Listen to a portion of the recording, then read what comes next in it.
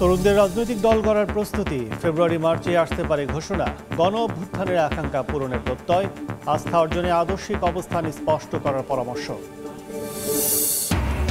নির্বাচনে অন্তর্বর্তী সরকারের উদ্যোগকে স্বাগত জানালো যুক্তরাষ্ট্র। নজর রাখবে ভোটে, গুম খুনের শিকার পরিবারগুলোর ন্যায় বিচার পাওয়ার আশা। নতুন ৮০,০০০ রোহিঙ্গা ঢুকেছে বাংলাদেশে, মালয়েশিয়ার উচ্চশিক্ষামন্ত্রীকে প্রধান উপদেষ্টা। বাস্তুচ্যুতদের জন্য জাতিসংঘের নিরাপদ অঞ্চল প্রতিষ্ঠায় সমর্থন। এবং ধুলায় ধূসর ঢাকা, বিপদসীমা ছাড়িয়েছে বায়ু দূষণের মাত্রা। দূষণজনিত মৃত্যুর ৮০%-ই কারণ অস্বাস্থ্যকর বায়ু। অপরিকল্পিত নগরায়নকে দুষছেন পরিকল্পনাবিদরা।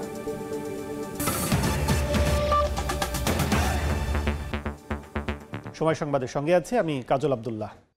ফেব্রুয়ারি মার্চের মধ্যেই গঠিত হতে পারে তরুণদের রাজনৈতিক দল। জাতীয় নাগরিক কমিটির মুখপাত্র জানান, গণ অভ্যুত্থানের আকাঙ্ক্ষা পূরণেই রাজনীতির মাঠে নামছেন তারা।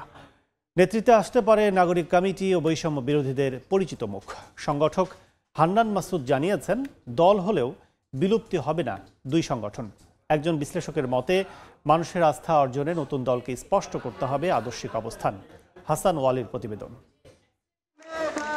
জুলাই আগস্ট অভ্যুত্থানে রাজপথে নেমে আসেন ছাত্র, শ্রমিক, দিনমজুর থেকে শুরু করে সাধারণ মানুষ। শ্রেণী বৈষম্য ভুলে কাঁধে কাঁধ মিলিয়ে স্বৈরাচার হটানোর আন্দোলনে ছিলেন নির্ভীক। ৫ আগস্ট শেখ হাসিনার পতনের পর এদের অনেকেই সম্পৃক্ত হন রাজনৈতিক কর্মকাণ্ডে। দেশব্যাপী চাউর হয় শিক্ষার্থীদের নেতৃত্বে আসছে রাজনৈতিক দল। দেশের সর্বস্তরের জাতীয় নাগরিক কমিটি আত্মপ্রকাশ করে আন্দোলনকারীদের নেতৃত্বে। ১৪৭ সদস্য বিশিষ্ট কেন্দ্রীয় কমিটি ছাড়াও এখন পর্যন্ত দেশের ৬৭টি থানা ও উপজেলায় প্রতিনিধি কমিটি করেছে সংগঠনটি। একই সঙ্গে সারা দেশের শিক্ষার্থীদের একত্রিত করছে বৈষম্য বিরোধী ছাত্র আন্দোলন।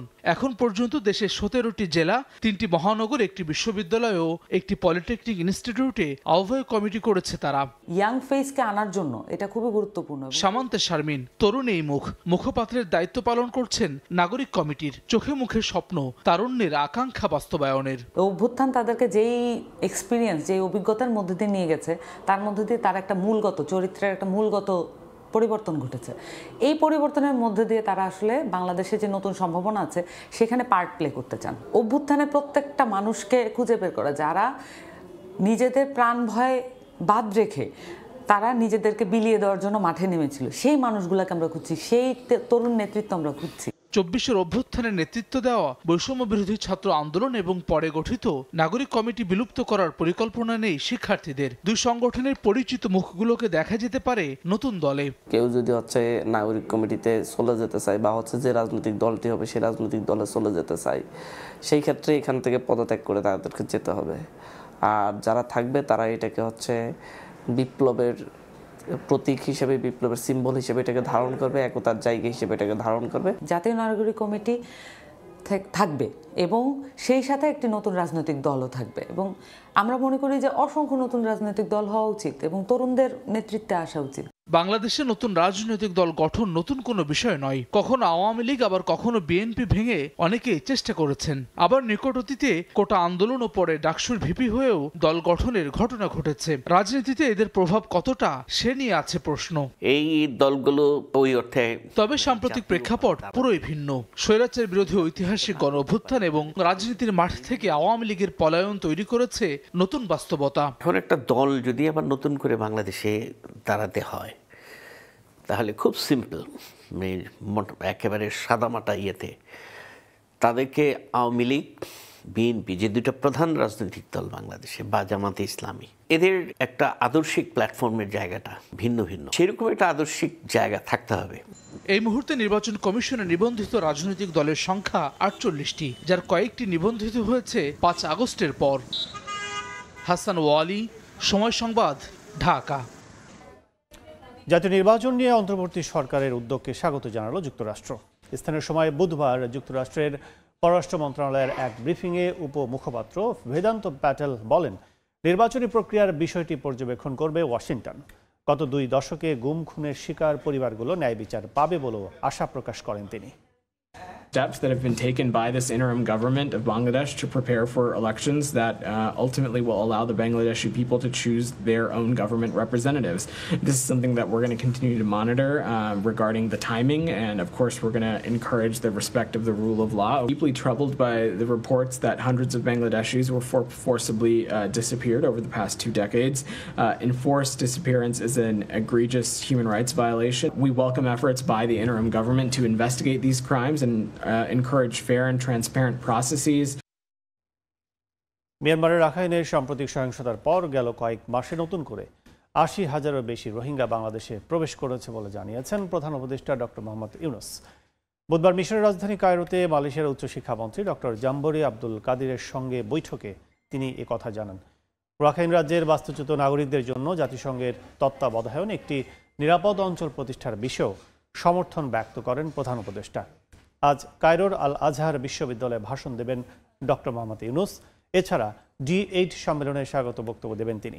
শীর্ষ সম্মেলনের ফাঁকে কয়েকটি D8 সদস্য রাষ্ট্রের সরকার প্রধানের সঙ্গে দ্বিপক্ষীয় বৈঠক করার কথা রয়েছে প্রধান উপদেষ্টার।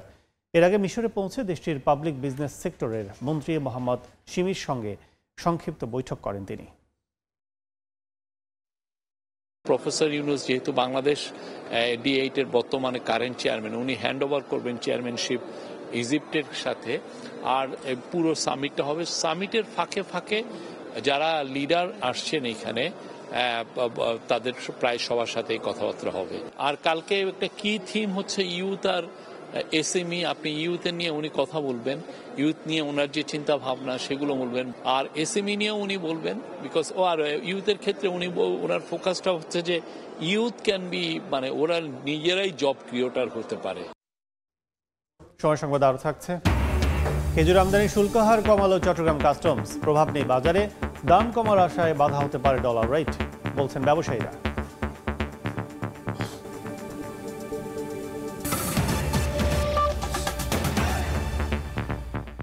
দিন যত যাচ্ছে ততই জনগণের ঘাড়ে বাড়ছে রাষ্ট্রীয় ঋণ এবং এর সুদের বোঝা। চলতি অর্থবছরের প্রথম 3 মাসে সুদ পরিশোধে ব্যয় হয়েছে 42,000 কোটি টাকার বেশি। এই ধারা অব্যাহত থাকলে সুদ পরিশোধের লক্ষ্যমাত্রা ছাড়িয়ে যাওয়ার আশঙ্কা করছেন অর্থনীতিবিদরা। ঋণ ও সুদের চাপ থেকে মুক্তি পেতে স্বল্প সুদের ঋণের উৎসগুলোর দিকে নজর দেওয়ার তাগিদ আসছে। অর্থের সঠিক ব্যবহার নিশ্চিতে সরকারকে কঠোর হওয়ার পরামর্শ অর্থনীতিবিদদের। ইয়ানুর সিফাতের রিপোর্ট। রাজস্ব আদায়ে লক্ষ্য পূরণ করতে প্রায় প্রতি বছরই বাজেট ঘাটতি পূরণে ঋণের ওপর নির্ভর করতে হয় সরকারকে। পরে যা শোধ হয় সুদে আসলে। চলতি অর্থ বছরে ঋণের সুদ বাবদ প্রায় 1.25 লাখ কোটি টাকা বরাদ্দ রাখা হয়েছে। এর মধ্যে 42,388 কোটি টাকা ব্যয় হয়েছে প্রথম 3 মাসে, যা বরাদ্দের 37% বেশি। অর্থনীতিবিদরা বলছেন, বিগত বছরগুলোয় মেগা প্রকল্প বাস্তবায়নে বাছ বিচার ছাড়াই বাড়ানো হয়েছে ঋণের বোঝা, যার মাসুল গুনতে হচ্ছে। প্রজেক্টের কস্ট 10,000 কোটি টাকা থেকে 30,000 কোটি হয়েছে, কিন্তু সেখানে যেসব প্রাক্কলন করা হয়েছে এটা থেকে কি লাভ হবে, কি আমাদের ইকোনমিক রিটার্ন আসবে, ফাইন্যান্সিয়াল রিটার্ন আসবে, কস্ট বেনিফিট অ্যানালাইসিস কি, এগুলো কিন্তু কিছু পরিবর্তন করা হয় নাই। তার ফলে দেখা যাচ্ছে যে ওখান থেকে যে টাকাটা আমরা আয় হিসাবে যেটা আমরা পাচ্ছি সেটা দিয়ে অনেক সময় দেখা যাচ্ছে যে আমাদের ঋণ পরিশোধ করাটা তখন সম্ভব হচ্ছে না। অর্থ মন্ত্রণালয়ের তথ্য, চলতি অর্থ বছরের প্রথম প্রান্তিকে বিদেশি ঋণ নেওয়া হয়েছে 4,000 কোটি টাকা, আর আগের ঋণ পরিশোধ করা হয়েছে 7,000 কোটি টাকার বেশি। অন্যদিকে দেশের ব্যাংক থেকে 25,000 কোটি টাকার ঋণের বিপরীতে 26,000 কোটি টাকার বেশি শোধ করা হয়েছে। ঋণ গ্রহণের খরচে খাত সঞ্চয়পত্র থেকে এবার 15,400 কোটি টাকা তুলতে চায় সরকার।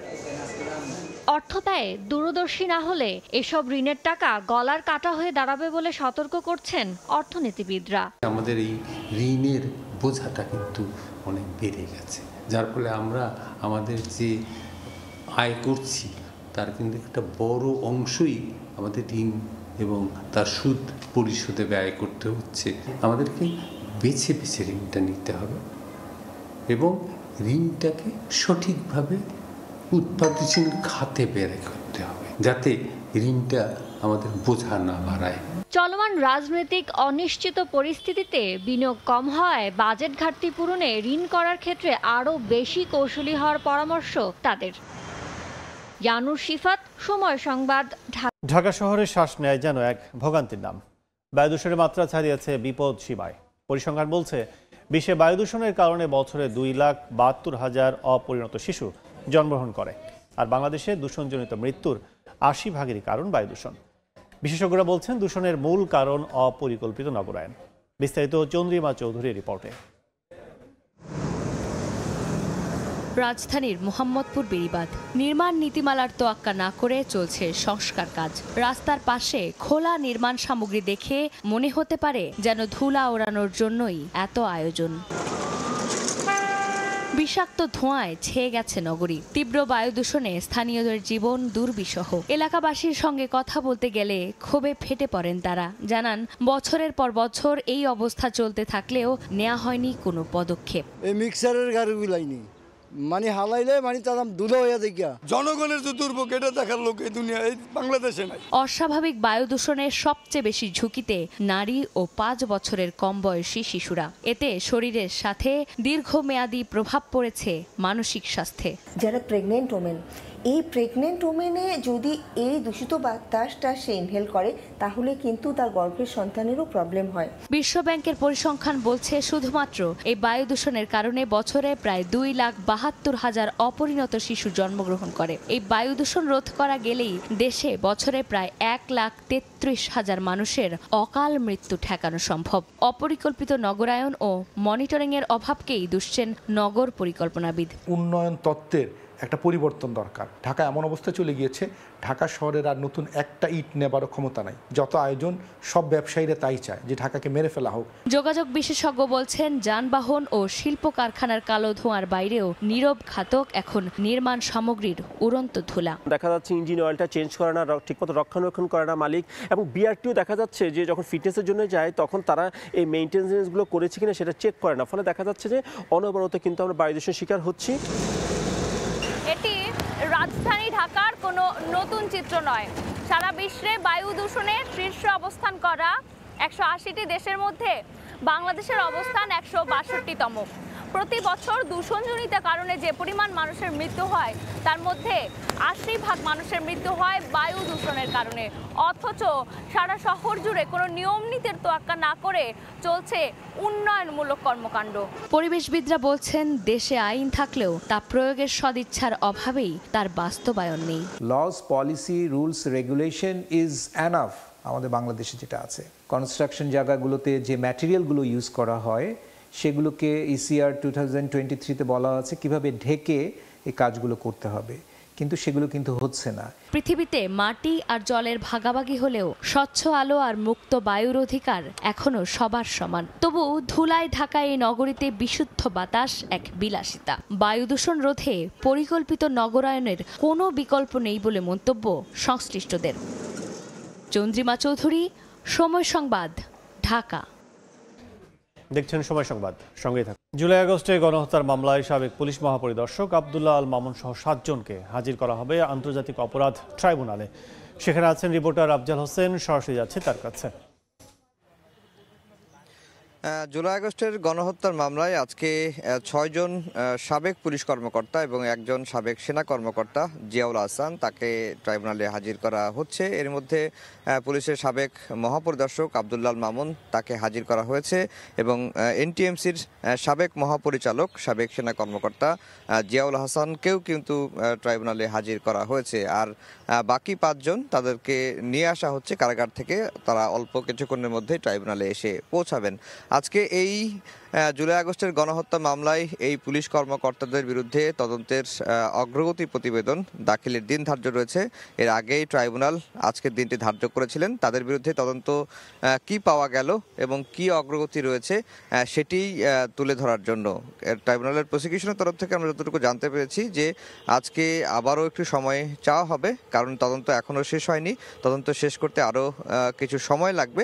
সে কারণে ট্রাইব্যুনালের কাছে তাদের সময় চেয়ে আবেদন করবেন এবং কয়েকজন কর্মকর্তাকে জিজ্ঞাসাবাদের অনুমতি চাইতে পারেন, এমনটি আমরা এখন পর্যন্ত জানতে পেরেছি। আর ট্রাইব্যুনালের প্রসিকিউশনের তরফ থেকে বারবারই যেটি বলা হচ্ছে যে এই সকল পুলিশ কর্মকর্তা বা একজন সাবেক সেনা কর্মকর্তা তারা জুলাই আগস্টের আন্দোলনের সময় নির্বিচারে ছাত্র জনতার উপর গুলি চালিয়েছে এবং গুলি চালানোর নির্দেশ দিয়েছে মাঠ পর্যায়ে থেকে, এবং তারা বাস্তবায়নও করেছে এবং তাদের পরিকল্পিতভাবে ছাত্র জনতার উপর নিরস্ত্র ছাত্র জনতার উপর গুলি চালানোর কারণে প্রায় 1500 মানুষ শহীদ হয়েছেন। প্রায় 30,000-এর বেশি ছাত্র জনতা কিন্তু এই জুলাই আগস্টের আন্দোলনে আহত হয়েছেন।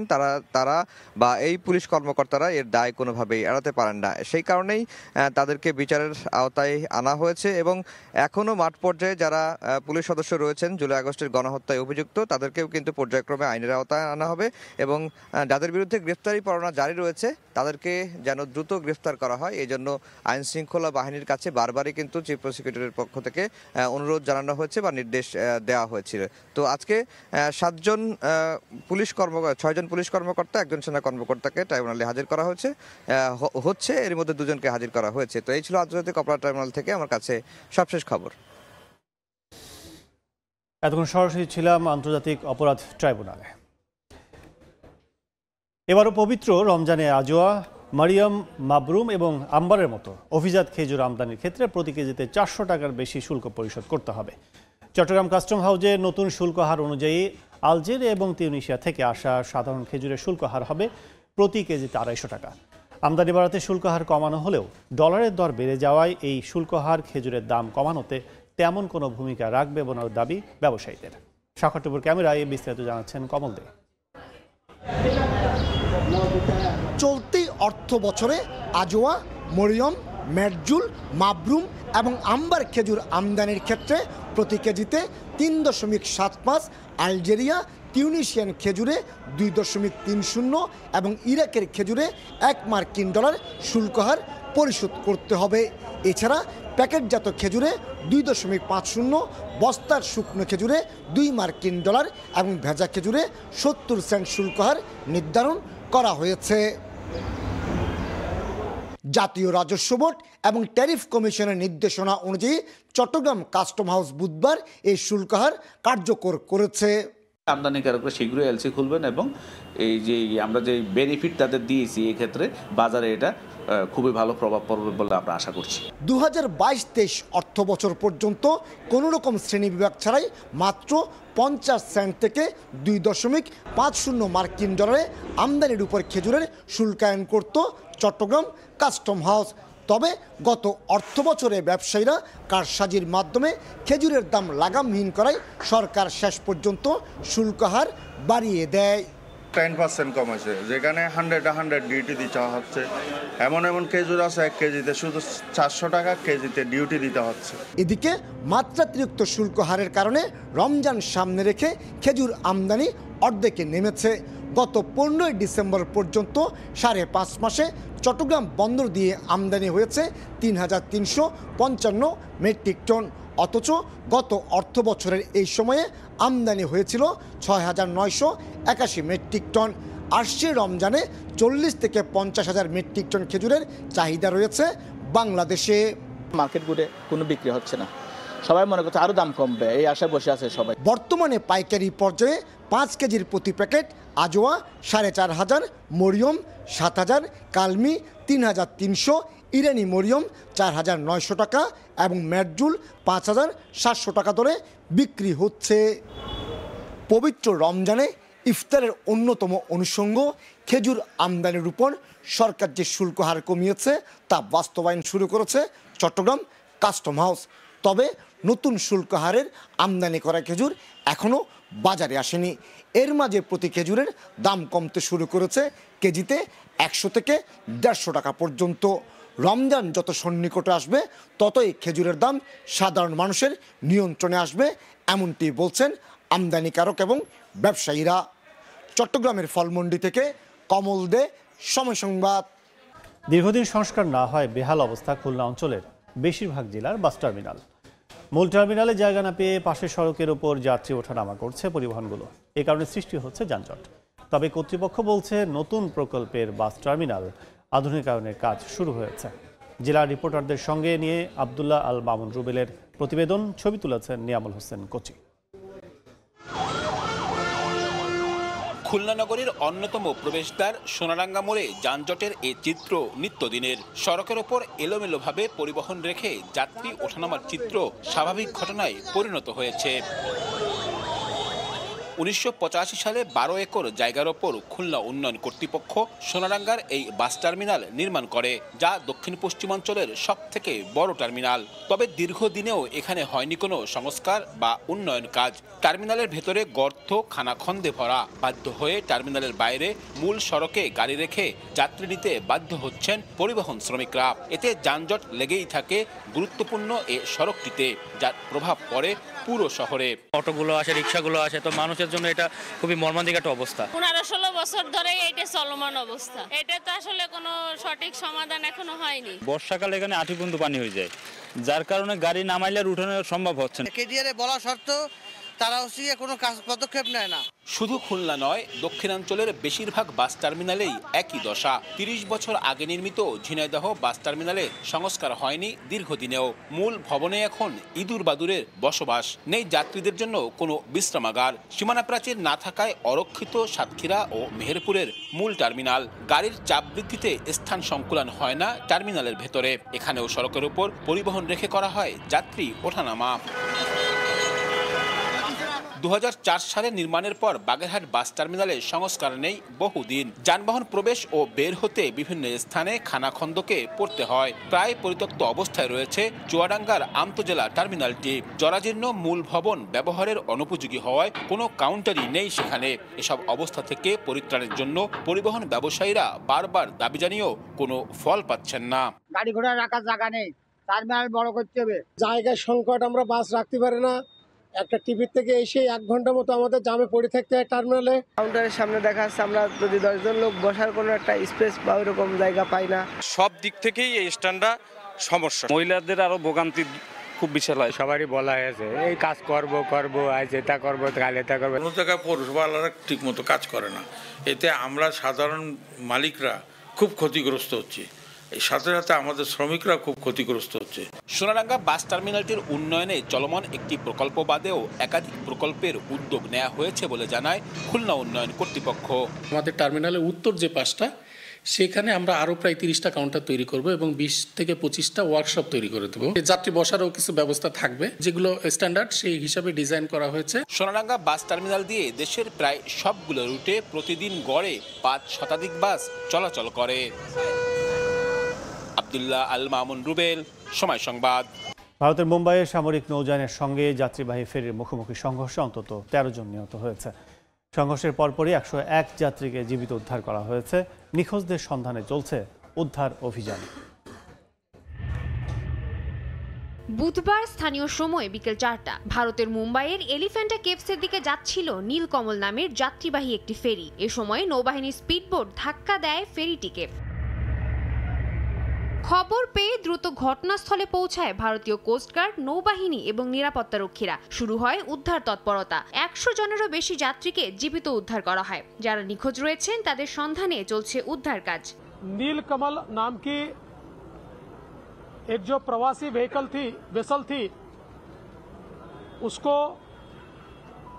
नौदल की एक बोट टकराने से एक बहुत बड़ा अपघात हुआ है, एक्सीडेंट हुआ है। इस एक्सीडेंट में तकरीबन 101 लोगों को सुरक्षित बचा लिया गया है, किंतु 13 लोगों की मृत्यु इसमें हुई है। বেঁচে যাওয়া যাত্রীরা জানান কেউ লাইফ জ্যাকেট পরে আবার কেউ সাঁতার কেটে জীবন বাঁচানোর চেষ্টা করেন। আর দেশটির নৌবাহিনী জানায় মুম্বাই হারবারে পরীক্ষামূলক অভিযান চালানোর সময় নৌযানের ইঞ্জিনে সমস্যা দেখা দেয়। পরে নিয়ন্ত্রণ হারিয়ে নৌযানটি আঘাত করে ফেরিতে। এবারে শীর্ষ সংবাদগুলো জানিয়ে দিচ্ছি আরেকবার। তরুণদের রাজনৈতিক দল গড়ার প্রস্তুতি। ফেব্রুয়ারি মার্চেই আসতে পারে ঘোষণা। গণ অভ্যুত্থানের আকাঙ্ক্ষা পূরণের প্রত্যয়। আস্থা অর্জনে আদর্শিক অবস্থান স্পষ্ট করার পরামর্শ। নির্বাচনে অন্তর্বর্তী সরকারের উদ্যোগকে স্বাগত জানালো যুক্তরাষ্ট্র। নজর রাখবে ভোটে। গুম খুনের শিকার পরিবারগুলো ন্যায় বিচার পাওয়ার আশা। এবং নতুন 80,000 রোহিঙ্গা ঢুকেছে বাংলাদেশে। মালয়েশিয়ার উচ্চশিক্ষা মন্ত্রীকে প্রধান উপদেষ্টা। বাস্তুচ্যুতদের জন্য জাতিসংঘের নিরাপদ অঞ্চল প্রতিষ্ঠায় সমর্থন।